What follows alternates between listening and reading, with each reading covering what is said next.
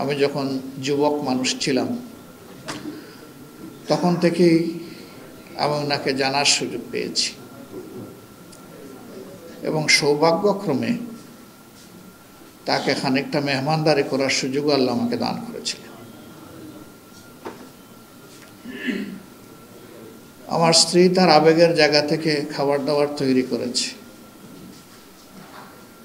খেতে বসে উনি জিজ্ঞেস করেছেন, তোমরা কি 12 মাস 365 দিন 2 বেলা এরকমই খাও? ও সলজ্জ অনুভূতি ব্যক্ত করে বলেছে, না আসলে তো এরকম খাই না। তো তিনি বলেছেন, আজকে কি তোমাদের ঘরে কোনো মেহমান এসেছে? এখন এর উত্তর সে কি দিবে? সে বলেছে যে আমি তো আপনাকে মেহমান হিসাবে পেয়ে গর্বিত। তিনি বললেন, তাইলে তো আমি তোমাদের আপন হতে পারলাম না। এখন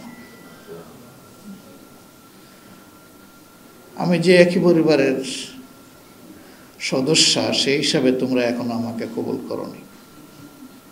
আল্লাহু আকবার।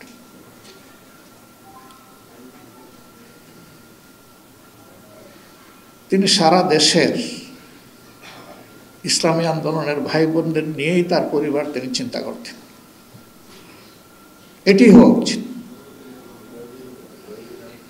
আমাদের রক্তের উত্তরাধিকার সূত্রে এবং বৈবাহিক সূত্রে আল্লাহ তাআলা 2টি সম্পর্কের ধারা পয়দা করে দিয়েছেন,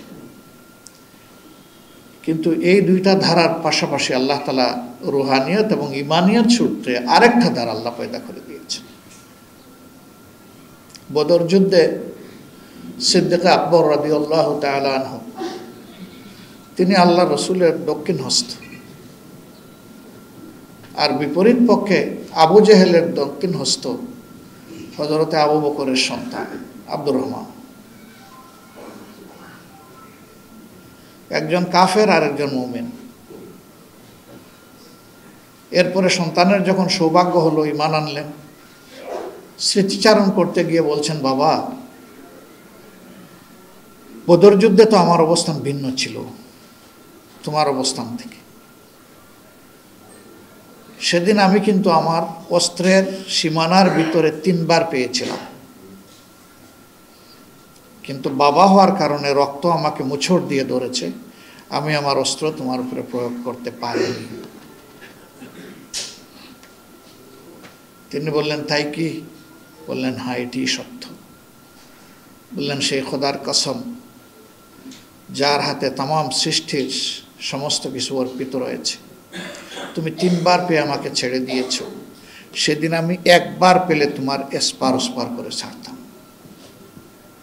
মাঠের অলরাউন্ডার আমি, আর ঘরের allrounder Tilex. Tilex toilet cleaner, clean মানেই টাইলক্স। আমার তলোয়ার চালাতে গিয়ে নিশ্চয়ই আমার হাত কাঁপত না। কলিজার টুকরা সন্তানকে তিনি এই কথা বললেন। তাহলে এখানে রক্তের ঊর্ধ্বে ইমানের সম্পর্ক। তার ফিলিংসটা এরকমই ছিল। যখন সাইফুল্লাহ মনসুর জানাজার ব্যাপারে আমি জানতে চাইলাম এবং তার চিন্তার কথা বলল, আমি বললাম, না, ওনাকে বায়তুল মুকাররমেই নিয়ে যাওয়া ভালো। আমি তখন চিন্তা করিনি আরেকটা জিনিস, আমার দেখা প্রিয় সংগঠনের সিনিয়র নেতৃবৃন্দের মধ্যে 2 জন বায়তুল মুকাররমে জানাজা পেয়েছেন। একজন সাবেক আমির এবং তার আপন বেয়াই জনাব অধ্যাপক গোলাম আজম, আরেকজন তিনি। আল্লাহু আকবার। আমি বিশ্বাস করি এই 2 পরিবারের মধ্যে যখন সম্পর্ক হয়, তখন হয়তো বা তার অন্তরে এরকম একটা অভিব্যক্তি ছিল, আকাঙ্ক্ষা ছিল যে এই সম্পর্ক যেন জান্নাতের সম্পর্কে পরিণত হয়। তার আরেক ব্যয় ছিলেন পরবর্তী আমির জনাব শহীদ মৌলানা মতিউর রহমান নিজামী।